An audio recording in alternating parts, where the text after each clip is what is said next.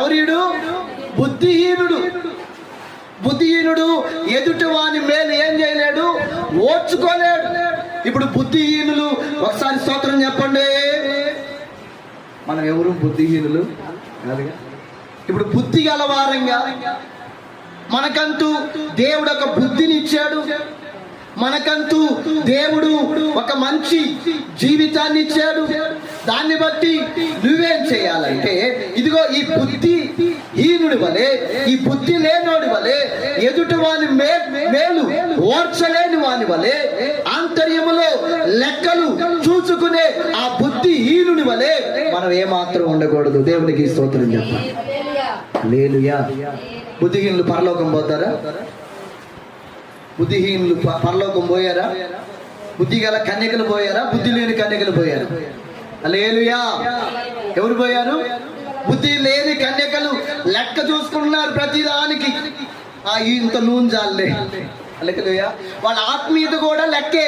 ఇంత ప్రార్థన చాలు, ఇంత విశ్వాసం చాలు, ఇంత చేయాలా, ఇంత వాక్యం చదవాలా, ఎప్పుడు లెక్కలు లెక్కలు లెక్కలే. హల్లెలూయా.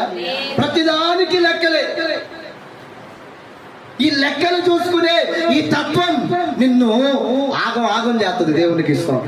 హల్లెలూయా. హల్లెలూయా. లెక్కలు చూసుకోవద్దు. ఏం చూసుకోకూడదు చెప్పండి? ఏం చూడకూడదు మన జీవితంలో? లెక్కలు చూడకూడదు.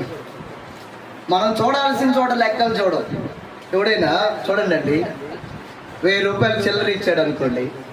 చిల్లర ఇచ్చినప్పుడు ఆ చిల్లర నావోడే మనోడే అనుకుని లెక్క చూడకుండా చక్కగా ఏం చేద్దాం, వేసారు. కానీ గుంటూరు బస్ స్టాండ్లో అంటండి, రీసెంట్గా నేను విన్నా, రీసెంట్గా అక్కడ గుంటూరు బస్ స్టాండ్లో చక్కగా వాటర్ బాటిల్, స్నాక్స్, బిస్కెట్లు అన్నీ అమ్ముతారు కదా. ఆ యొక్క అక్కడికి వెళ్ళేవారంటే 100 రూపాయలు ఇచ్చారనుకోండి.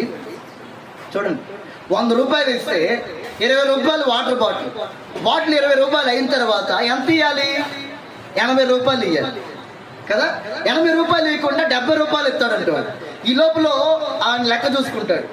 అయ్యా 70 వచ్చినాయిగా అంటే మళ్ళీ చేతిలోకి తీసుకొని మళ్ళీ 10 రూపాయలు పెట్టినట్టుగా మళ్ళీ లెక్కేస్తాడంట. ఇతను కూడా లెక్కేసి మళ్ళీ అదే 70 రూపాయలు ఇస్తాడు.